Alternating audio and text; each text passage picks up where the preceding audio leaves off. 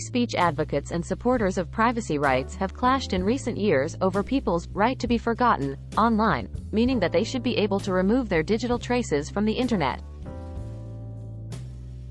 The case before the Court of Justice of the European Union concerned two executives from a group of investment companies who had asked Google to remove search results linking their names to certain articles criticizing the group's investment model. They also wanted Google to remove thumbnail photos of them from search results. The company rejected the requests, saying it did not know whether the information in the articles was accurate or not. A German court subsequently sought advice from the CJEU on the balance between the right to be forgotten and the right to freedom of expression and information. The operator of a search engine must dereference information found in the referenced content where the person requesting dereferencing proves that such information is manifestly inaccurate, the Court of Justice of the European Union said. To avoid an excessive burden on users, judges said such proof does not have to come from a judicial decision against website publishers and that users only have to provide evidence that can reasonably be required of them to find. Google said the links and thumbnails in question were no longer available through web search and image search and that the content had been offline for a long time. Since 2014, we've worked hard to implement the right to be forgotten in Europe, and to strike a sensible balance between people's rights of access to information and privacy, a spokesperson said. The same court in 2014 enshrined the right to be forgotten, saying that people could ask search engines like Google to remove inadequate or irrelevant information from web results appearing under searches for their names. The judgment preceded landmark EU privacy rules that went into effect in 2018 and state that the right to be forgotten is excluded where the processing of personal data is necessary for the exercise of the right of information. The case is C-460/20th Google.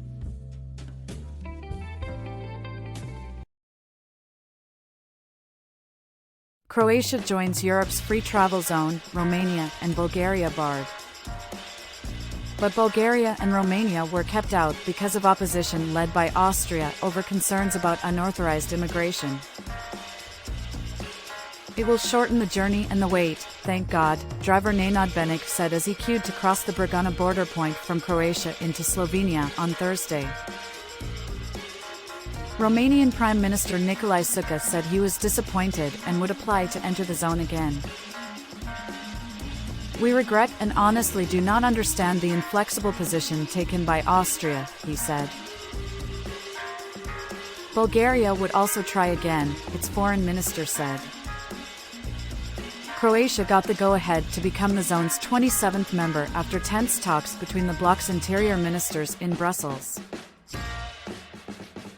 To the citizens of Croatia, welcome, congratulations, European Commissioner for Home Affairs Ilva Johansson said. To the citizens of Romania and Bulgaria, you deserve to be full members of Schengen, to have access to the free movement. I share the disappointment with the citizens of Bulgaria and Romania. Austrian Interior Minister Gerhard Karner said he had opposed Romania and Bulgaria because of security concerns. It is wrong that a system that does not work properly in many places would get expanded at this point, he said. Austria, he added, had recorded 100,000 illegal border crossings so far this year, including 75,000 people who had not been previously registered in other Schengen countries as they should have been. The Netherlands also opposed granting access to Bulgaria, citing concerns over corruption and migration. Immigration has been a hot-button issue in Europe since 2015 when more than 1 million people arrived across the Mediterranean Sea, mostly on smugglers' boats, prompting the EU to tighten its borders and asylum laws. UN data shows some 145,000 people have made the sea crossing this year, while more than 1,800 perish trying to reach Europe's shores, numbers way lower than in 2015. But the EU's border police Frontex said last month that 281,000 irregular entries had been recorded throughout the bloc in the first 10 months of 2022, up 77% from a year before and the highest since 2016. With the Western Balkans route currently the most active, and the EU welcoming several million Ukrainians fleeing Russia's war, worries about immigration have returned to the fore.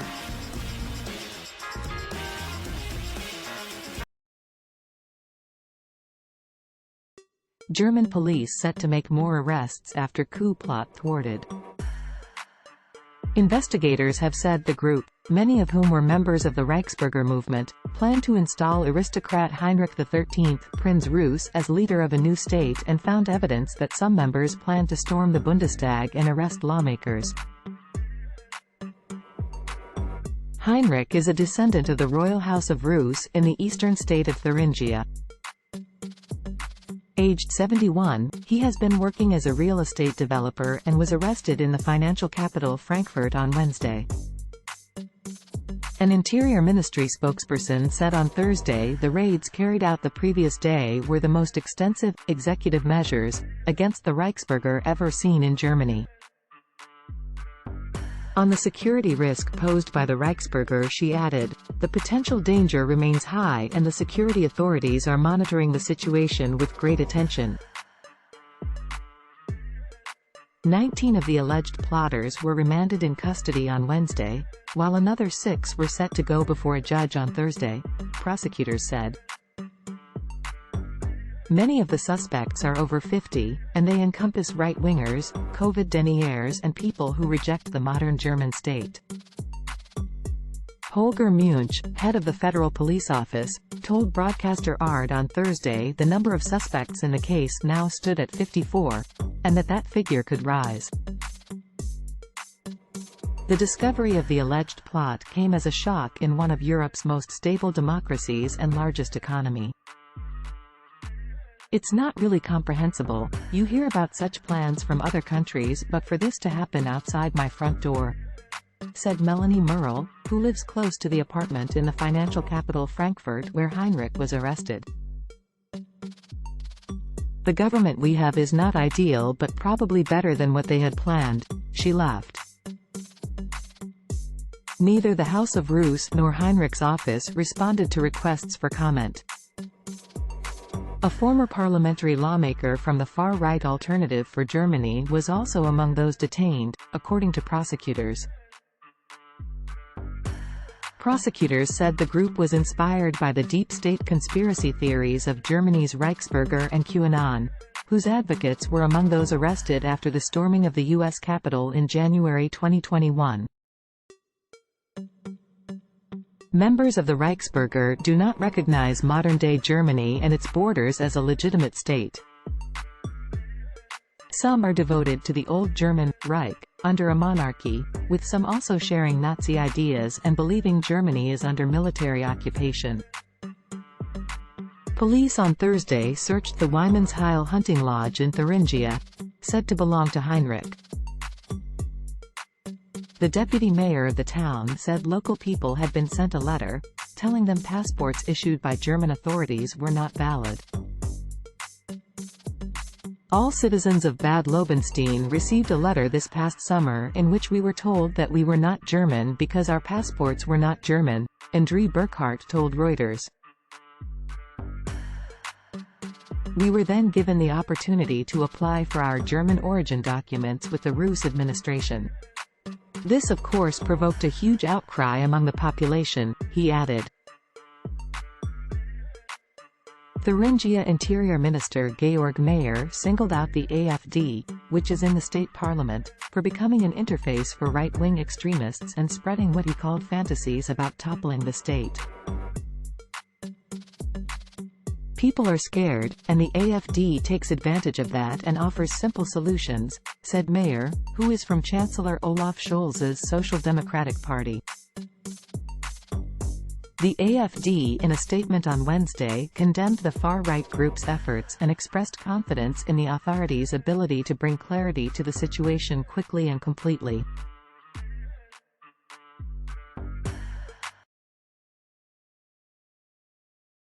Saudi Arabia signs Huawei deal, deepening China ties on Xi visit. King Salman signed a comprehensive strategic partnership agreement with Xi, who received a lavish welcome in a country forging new global partnerships beyond the West. Xi's car was escorted to the king's palace by members of the Saudi royal guard riding Arabian horses and carrying Chinese and Saudi flags, and he later attended a welcome banquet. The Chinese leader held talks with Crown Prince Mohammed bin Salman, de facto ruler of the oil giant, who greeted him with a warm smile. Xi heralded a new era in Arab ties. The display stood in stark contrast to the low-key welcome extended in July to U.S. President Joe Biden, with whom ties have been strained by Saudi energy policy and the 2018 murder of Jamal Khashoggi that had overshadowed the awkward visit. The United States, warily watching China's growing sway and with its ties to Riyadh at a nadir, said on Wednesday Xi's trip was an example of Chinese attempts to exert influence around the world and would not change U.S. policy towards the Middle East. A memorandum with China's Huawei Technologies, on cloud computing and building high-tech complexes in Saudi cities, was agreed despite U.S. unease with Gulf allies over a possible security risk in using the Chinese firm's technology. Huawei has participated in building 5G networks in most Gulf states despite the U.S. concerns. Prince Mohammed, with whom Biden bumped fists instead of shaking hands in July, has made a comeback on the world stage following the Khashoggi killing and has been defiant in the face of U.S. ire over oil supplies and pressure from Washington to help isolate Russia. In further burnishing of his international credentials, Saudi Arabia and the United Arab Emirates said on Thursday that the prince and the UAE president jointly led mediation efforts that secured the release of U.S. basketball star Brittany Griner in a prisoner swap with Russia. In an op-ed published in Saudi media, Xi said he was on a pioneering trip to open a new era of China's relations with the Arab world, the Arab countries of the Gulf, and Saudi Arabia. China and Arab countries would continue to hold high the banner of non-interference in internal affairs, Xi added. That sentiment was echoed by the Crown Prince, who said his country opposed any interference in China's internal affairs in the name of human rights, Chinese state broadcaster CCTV said. Xi, due to meet other Gulf oil producers and attend a wider gathering of Arab leaders on Friday, said China would work to make those summits milestone events in the history of China-Arab relations, and that Beijing sees Riyadh as an important force in the multipolar world.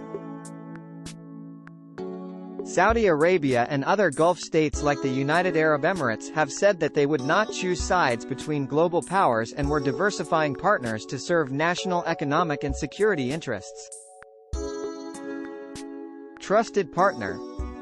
China, the world's biggest energy consumer, is a major trade partner of Gulf states, and bilateral ties have expanded as the region pushes economic diversification, raising U.S. hackles about Chinese involvement in sensitive Gulf infrastructure.